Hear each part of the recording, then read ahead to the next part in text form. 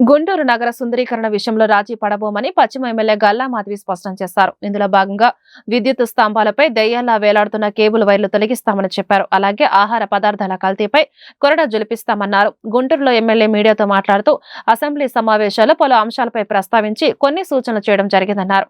మారుతున్న కాలానికి అనుగుణంగా హెల్త్, ఎడ్యుకేషన్ రంగాలపై ప్రభుత్వం ప్రత్యేక దృష్టి సారించాలని కోరామన్నారు. ప్రజా సంక్షేమం, రాష్ట్ర అభివృద్ధికి అసెంబ్లీ వేదిక అని, అలాంటి సమావేశాలకు వైసీపీ డుమ్మా కొట్టడం నమ్ముకున్న ప్రజలను నట్టేట ముంచడమే అన్నారు. వీకెండ్ ల్యాండ్స్ మీద కాన్సన్ట్రేట్ చేశాము. ఈరోజు సమయం దొరికితే ఈ కేబుల్స్ మీద పోరాడాలని అనుకుంటూ ఉన్నాను. కరెంట్ పోల్స్ మీద కేబుల్స్ దయ్యాల్లాగే వేళ్లాడుతూ చాలా ఇబ్బంది కలిగిస్తూ ఉన్నాయి. వాటి మీద పోరాడదలుచుకున్నాను.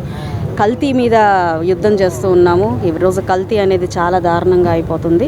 అదేవిధంగా బడ్జెట్ మీద మాట్లాడడం జరిగింది, అండ్ హెల్త్ మీద మాట్లాడడం జరిగింది, ఎడ్యుకేషన్ మీద మాట్లాడడం జరిగింది. ఎడ్యుకేషన్లో చాలా రిఫార్మ్స్ లోకేష్ గారు తీసుకొస్తూ ఉన్నారు. అందులో ఒక చిన్న సూచన కూడా చేయడం జరిగింది.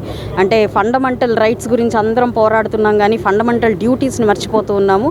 కాబట్టి చిన్నపిల్లల నుంచే పాఠ్య పుస్తకాల్లో ఫండమెంటల్ డ్యూటీస్ని పొందుపరిచి ఆ రోజుని అంటే జనవరి 6వ తారీఖు ఫండమెంటల్ డ్యూటీస్ డేగా ప్రతి ఒక్క స్కూల్లో, ప్రతి ఒక్క కాలేజ్లో జరుపుకునేలాగా కోరడం జరిగింది.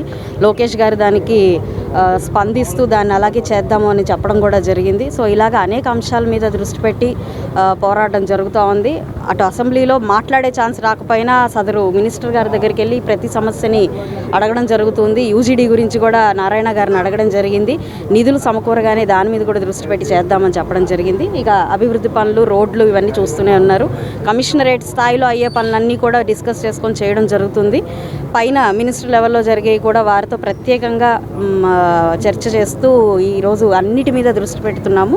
కాబట్టి చాలా త్వరితగతిన మన రాష్ట్రం మొత్తం కూడా అభివృద్ధి పదంలో పరిగెడుతుంది. అందులో పశ్చిమ నియోజకవర్గం ప్రథమంగా ఉంటుంది.